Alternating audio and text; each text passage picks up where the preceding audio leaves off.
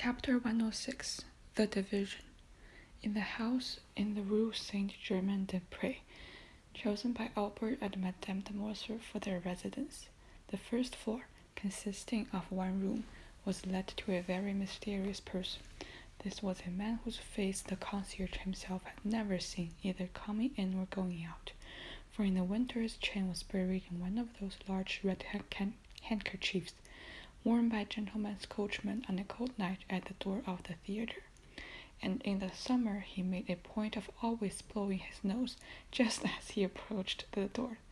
Contrary to custom, this gentleman had never been watched, for as the report ran that he was a person of high rank, and one who had a long arm, his incognito was strictly respected. His visits were tolerably regular, though occasionally he appeared a little before or after his time, but generally, both in summer and winter, he took possession of his apartment about 4 o'clock, though he never spent the night there. At 3:30 in the winter, the fire was lighted by the discreet servant, who had the superintendence of the little apartment, and in the summer ice were placed on the table at the same hour. At 4 o'clock, as we have already stated, the mysterious personage arrived. 20 minutes afterward, a carriage stopped at the house. A lady alighted in a black or dark blue dress, and always quickly veiled. She passed like a shadow through the lodge, and ran upstairs without a word escaping under the touch of her light foot. No one ever asked her where she was going. Her face, therefore, like that of the gentleman, was perfectly unknown to the two concierges. Two of the confraternity were, perhaps, unequal throughout the capital of discretion.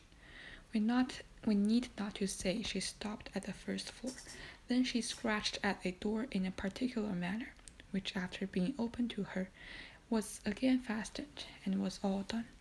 The same precautions were used in leaving as on the entering the house. The lady always left first, and stepping into her carriage, it drove away, sometimes toward the right hand, sometimes to the left. Then, about 20 minutes afterward, the gentleman would also leave, buried in his cravat or concealed by his handkerchief. The day after Monte Cristo had called upon Danglars, the day of Valentine's burial, the mysterious lodger entered at 10 o'clock in the morning instead of 4 in the afternoon. Almost directly afterward, without the usual interval of time, a hackney coach arrived, and the veiled lady ran hastily upstairs. The door opened, but before it could be closed, the lady exclaimed, "Oh, Lucien, oh, my friend!" The concierge, therefore, heard for the first time that the lodger's name was Lucien. Still, he was the very perfection of a doorkeeper. He made up his mind not to tell his wife.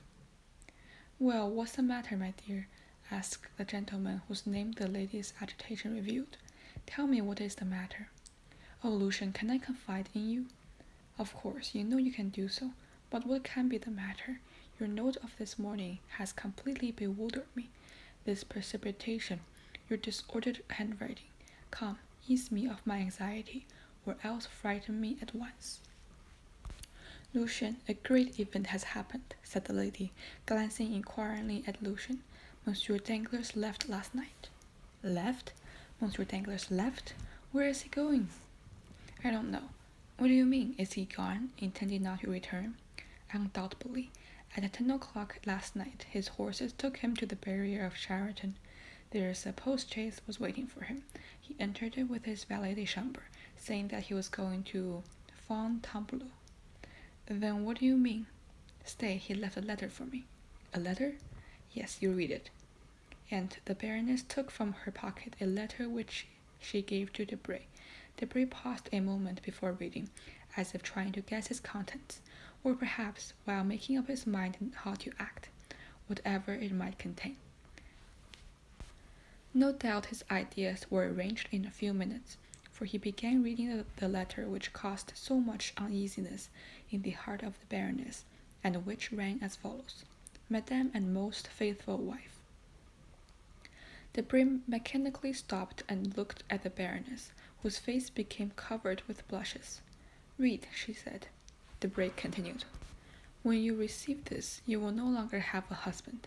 Oh, you need not to be alarmed. You will only have lost him as you have lost your daughter. I mean that I shall be traveling on one of the 30 or 40 roads leading out of France.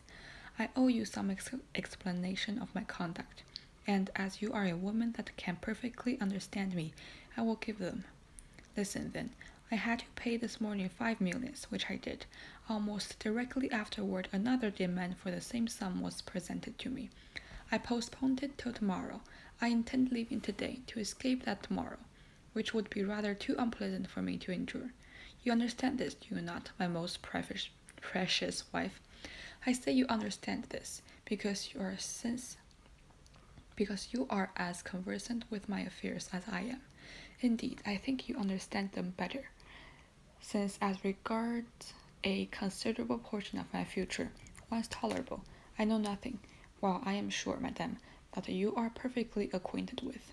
For women have infallible instincts. They can even explain the marvelous by an algebra they have invented. But I, who only understand figures, know nothing since that one day that these figures deceived me. Have you admired the rapidity of my fall? Have you been slightly dazzled at the sudden fusion of my ingots? Confess I have seen nothing but the fire. Let's hope you have found some gold among the ashes. With this consoling idea, I withdraw, madame, the most prudent wife, without any conscientious reproach for abandoning you. You have friends left. The ashes I have already mentioned, and above all, the liberty I hasten to restore to you.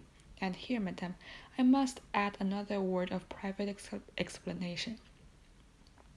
So long as I hoped you were working for the good of our house and for the future of our daughter, I philosophically closed my eyes.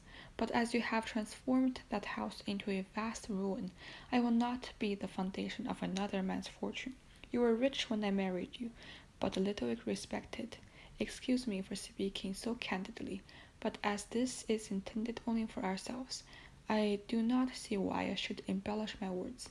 I have augmented our fortune, and it has continued to increase during the last 15 years, till extraordinary and inexplicable catastrophes have suddenly overturned it, without any fault of mine. I can honestly declare you, madame, have only sought to increase your own, and I am morally convinced you have succeeded. I leave you, therefore, as I took you, rich, but little respected. Adieu. I also intend from this time to work on my own account. Accept my acknowledgment for the example you have set me, and which I intend following. Yours very devoted husband, Baron Danglars. The Baroness had watched Debray while reading this long and painful letter, and saw him, notwithstanding his self-control, change color once or twice. When he had ended the perusal, he folded the letter and resumed his pensive attitude. Well, said Madame Danglars, with an anxiety easy to be understood. Well, madame, mechanically repeated Debray. With what ideas does that letter inspire you? Oh, it's simple enough, madame. It inspires me with an idea that Monsieur Danglars has left with some suspicion. Certainly, but is this all you can have to say to me? I don't understand you, said Debray with freezing coldness. He's gone, never to return. Oh, madame, do not think that. I tell you he will never return. I know his character. He is inflexible in any resolution formed for his own interests. If he could have made any use of me, he would have taken me with him. He leaves me in Paris, as our separation will conduct to his benefit. Therefore he has gone, and I am free forever, added Madame Danglars in the same supplicating tone. Debray, instead of answering, allowed her to remain in an attitude of nervous inquiry. Well, she said at length, do you not answer me? I have but one question to ask you. What do you intend to do? I was going to ask you, replied the Baroness with a beating heart. Ah, then, you wish to ask advice of me? Yes, I do wish to ask your advice, said Madame Danglars, with anxious expectation. Then, if you wish to take my advice, said the young man coldly, I would recommend you to travel. To travel? She murmured. Certainly, as Monsieur Danglars says, you are rich and perfectly free. In my opinion, a withdrawal from Paris is absolutely necessary after the double catastrophe of Mademoiselle Danglars' broken contract and Monsieur Danglars' disappearance. It is requisite that the world should think you abandoned and poor, for the wife of a bankrupt would never be forgiven, or should you keep up the appearance of opulence. In the first case, you have only to remain in Paris for about a fortnight, telling the world you are abandoned, and relating the details of this desertion to your best friends, who will soon spread the report. Then you can quit your house, leaving your jewels, and giving up your jointure, and everyone's mouth will be filled with praises of your disinterestedness.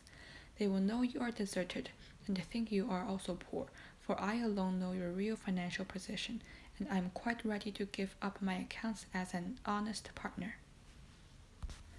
The dread with which the Baroness, pale and motionless, listened to this was equalled by the calm indifference with which Debray had spoken.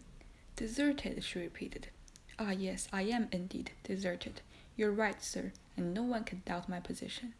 These were the only words uttered by the proud and violent woman in reply to Debray. "But then you are rich, very rich indeed," continued Debray, taking out some papers from his pocketbook, which he spread upon the table. Madame Danglars saw them not. She was fully engaged in stilling the beatings of her heart, and restraining the tears which were ready to gush forth. At length a scene of dignity prevailed, and if she did not entirely master her agitation, she at least succeeded in preventing the fall of a single tear. "Madame," said Debray, "it is nearly 6 months since we have been associated. You furnished a principal of 100,000 francs. Our partnership began in the month of April. In May we commenced operations, and in the course of the month gained 450,000 francs. In June the profits amounted to 900,000. In July we added 1,700,000 francs. It was, you know, the month of the Spanish bond. In August we lost 300,000 francs at the beginning of the month, but on the 13th we made up for it. And we now find that our accounts, reckoning for the first day of partnership up to yesterday, when I closed them, showed a capital of 2,400,000 francs.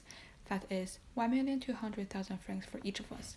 Now, madame," said Debray, delivering up his account in the methodical manner of a stockbroker, "there are still 80,000 francs, the interest of this money, in my hands."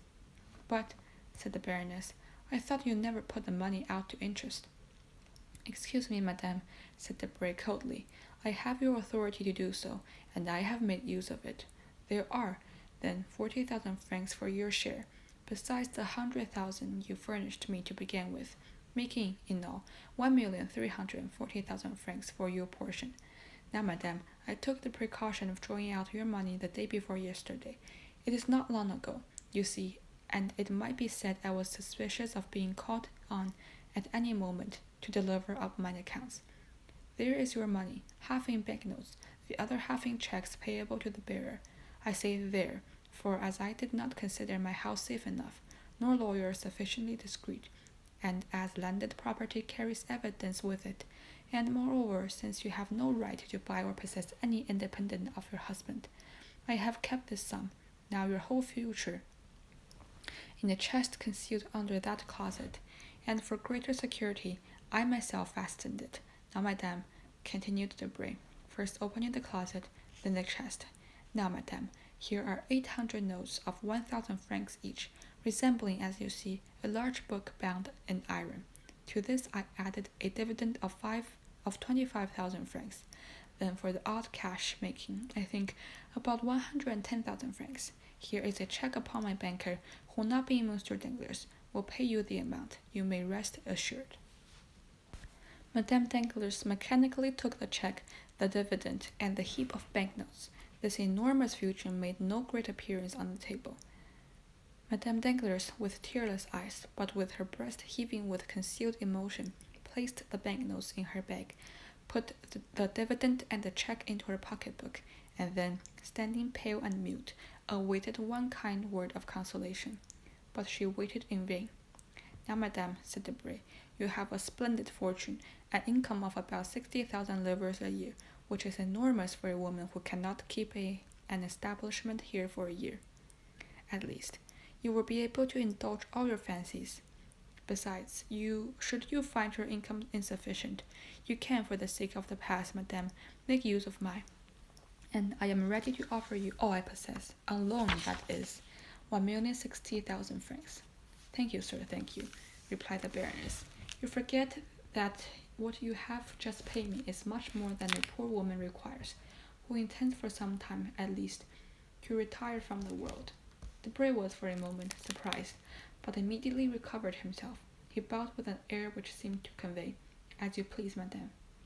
Madame Danglars had, until then, perhaps, hoped for something, but when she saw the careless bearing of Debray, and the glance by which it was accompanied, together with the profound reverence and significant silence which followed, she raised her head, and without passion, or violence, or even hesitation, ran downstairs, disdaining to address a last farewell to one who could thus part from her. "Bah," said Debray, when she had left, "these are fine projects. She will remain at home, read novels, and speculate at cards, since she can no longer do so on the bourse." Then, taking up his account book, he cancelled, with the greatest care, all the amounts he had just paid away. "I have 1,060,000 francs remaining," he said. "What a pity Mademoiselle de Villefort is dead. She suited me in every respect, and I would have married her." And he phlegmatically waited till the 20 minutes had elapsed after Madame Danglars' departure before he left the house. During this time, he occupied himself in making figures, with his watch by his side.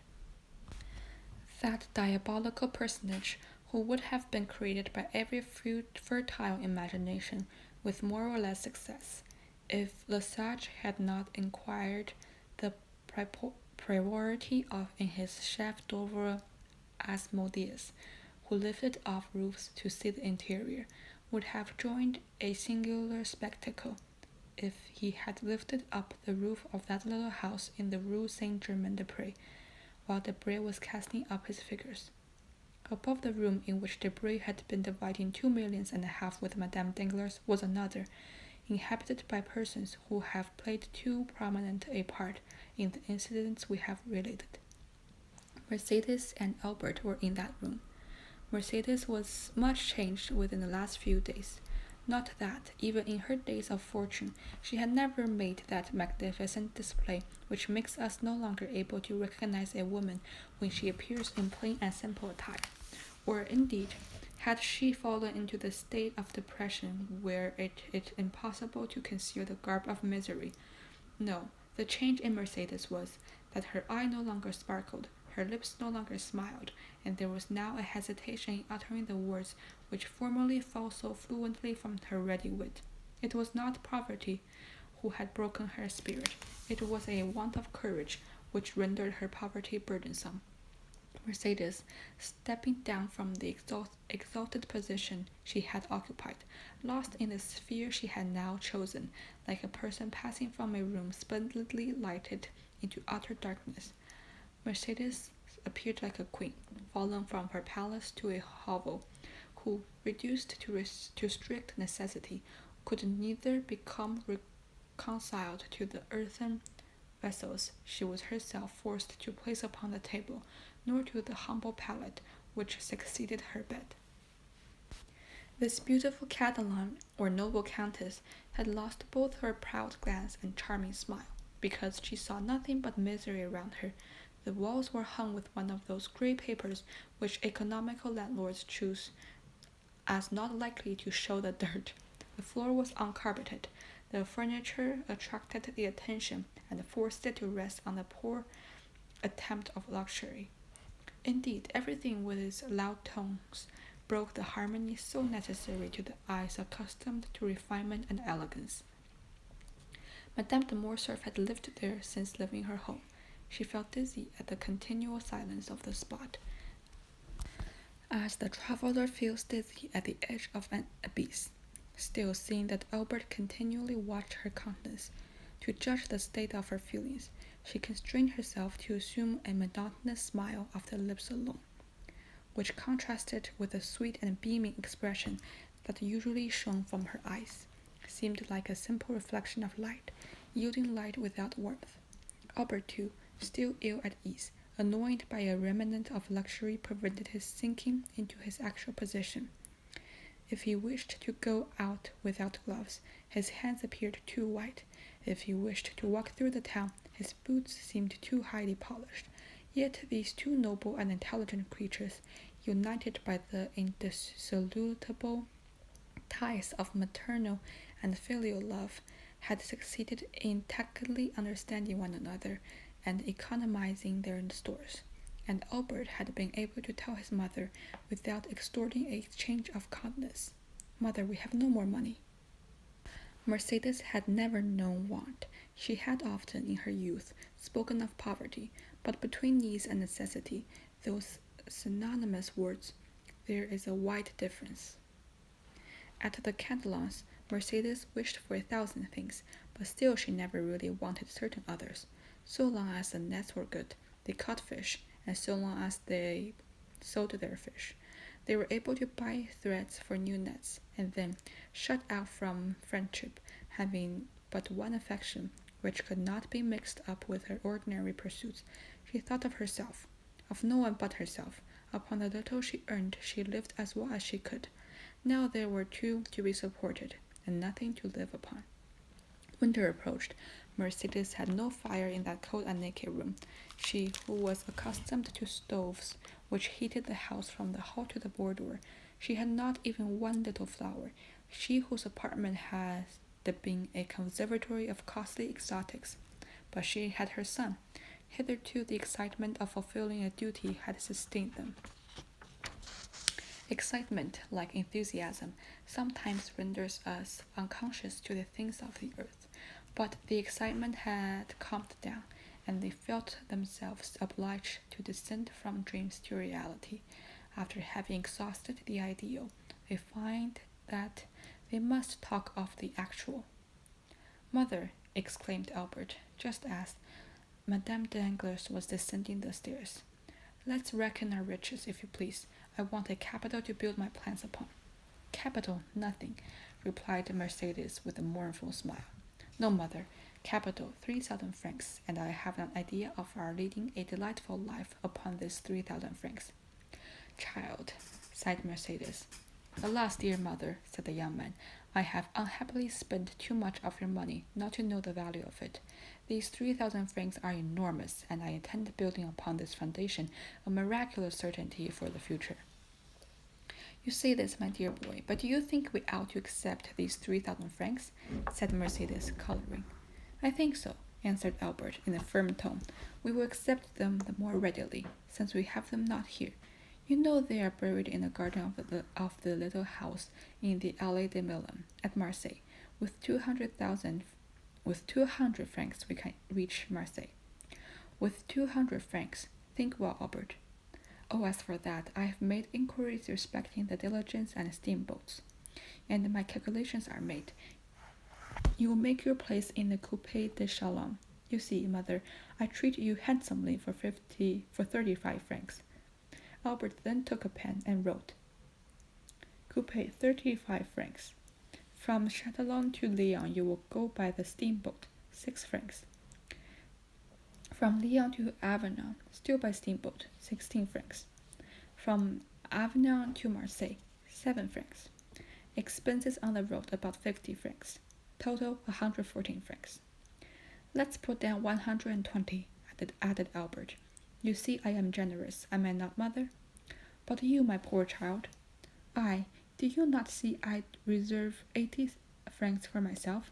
A young man does not require luxuries. Besides, I know what traveling is. What a post-chaise and valet de chambre! Anyway, mother."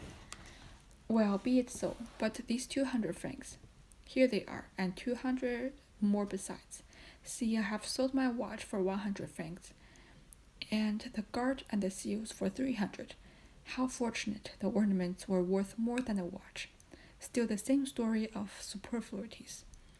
Now I think we are rich, since instead of 114 francs we require the journey. We find ourselves in possession of 250. But we owe something to this house. 30 francs, but I pay that out of my 150 francs. That is understood.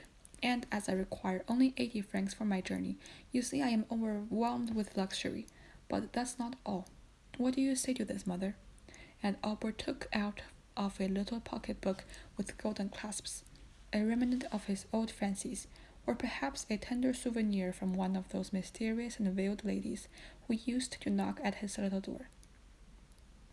Albert took out his pocket-book, a note of 1,000 francs. What is this?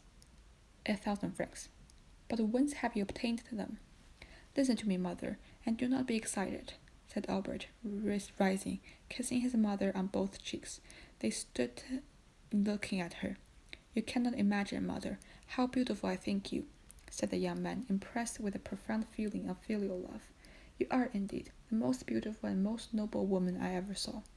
Dear child, said Mercedes, endeavoring in vain to string a tear which glistened in the corner of her eye. Indeed, you only wanted misfortune to change my love for you to admiration. I am not unhappy while I possess my son. Ah, just so, said Albert. Here begins the trial. Do you know the decision we have come to, mother? Have we come to any? Yes, it is decided that you are to live at Marseille, and that I to live for Africa, where I will earn for myself the right to use the name I now bear, instead of the one I have thrown aside. Mercedes sighed. Well, mother, I yesterday engaged myself in the Sapphies, added the young man, lowering his eyes with a certain feeling of shame, for even he was unconscious of the sublimity of his self-abasement. I thought my body was my own, and that I might sell it. Yesterday took the place of another. I sold myself for more than I thought I was worth, he added, attempting to smile. I fetched 2,000 francs. Then these 1,000 francs, said Mercedes, shuddering, are the half of the sum, mother. The other will be paid in a year. Mercedes raised her eyes to heaven with an expression it would be impossible to describe, and tears, which had hitherto been restrained, now yielded to her emotion, ran down her cheeks. The price of his blood, she murmured. Yes, if I am killed, said Albert, laughing, but I assure you, mother, I have a strong intention of defending my person, and I never felt half so strong an inclination to live at present. Merciful heavens! Besides, mother, why would you make up your mind that I am to be killed? Has Lamoricière, that knave of the south, been killed? Has Changarnier been killed? Has Bedell been killed? Has Morel, whom we know, been killed? Think of your joy, mother, when you see me return with an embroidered uniform. I declare, I expect to look magnificent in it, and chose that regiment only from vanity. Mercedes sighed while endeavoring to smile. The devoted mother felt she ought not to allow the whole weight of the sacrifice to fall upon her son. Well, now you understand, mother, continued Albert. Here are more than 4,000 francs settled on you. Upon these you can live at least 2 years. Do you think so? Said Mercedes. These words were uttered in so a mournful tone that their real meaning did not escape Albert. He felt his heart beat, and taking his mother's hands within his own, he said tenderly, Yes, you will live. I shall live. Then you will not leave me, Albert. Mother, I must go, said Albert in a firm, calm voice. You loved me too well to wish me remain useless and idle with you. Besides, I have signed.